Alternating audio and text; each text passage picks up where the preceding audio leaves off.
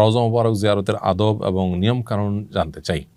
নবী করিম সাল্লাল্লাহু আলাইহি সাল্লামের কবরে সালাম পেশ করা, দুরূদ পেশ করা, এটার আদব হলো আমরা খুবই ভারতের সাথে গাম্ভীর্যের সাথে যাওয়ার চেষ্টা করব।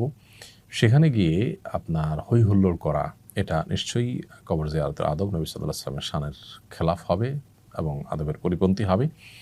অনেকে সেখানে গিয়ে উকিঝুঁকি মারেন, যেহেতু তাঁর কবরটা হয়েছে আমাদের আয়েশা রাদিয়াল্লাহু তাআলা আনহার ঘরে, এটা আয়েশা রাদিয়াল্লাহু তাআলা আনহার ঘর, অতএব এখানে উকিঝুঁকি মারা তার ঘরে উকিঝুঁকি মারার মতো।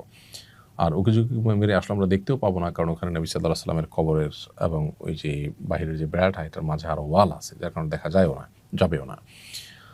আর আরেকটা বিষয় হলো যে সেখানে অনেকে বেশ আপনার উৎসাহ ভরে ছবি, ভিডিও এবং লাইভ করতে থাকেন।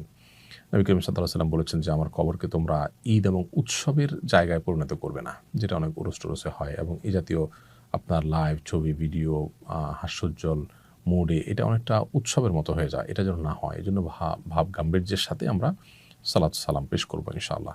সেখানে আসসালাতু ওয়াসসালামু আলাইকা ইয়া রাসূলুল্লাহ বললে সালাত সালাম আদায় হয়ে যাবে।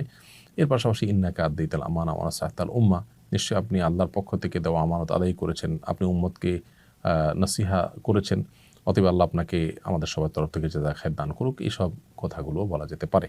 দুরূদ পেশ করাটা হলো মূলত আসসালাতু ওয়াসসালামু আলাইকা ইয়া রাসূলুল্লাহ। তারপরেই প্রথম যে জানালা আছে, ছিদ্র আছে, সেটা তো কোনো কবর নেই। মাঝখানে একটা জানালাতে ৩টা ছিদ্র আছে। বড় ছিদ্রটা নবী সাল্লাল্লাহু আলাইহি ওয়াসাল্লামকে লক্ষ্য করে সালাম, আসসালাতু ওয়াসসালামু আলাইকা ইয়া রাসূলুল্লাহ।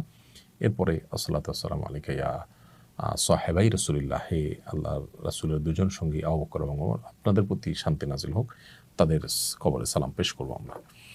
এভাবে কবর জিয়ারত, নবী সাল্লাল্লাহু আলাইহি ওয়াসাল্লাম রওজা মুবারকের জিয়ারত আমরা শেষ করব।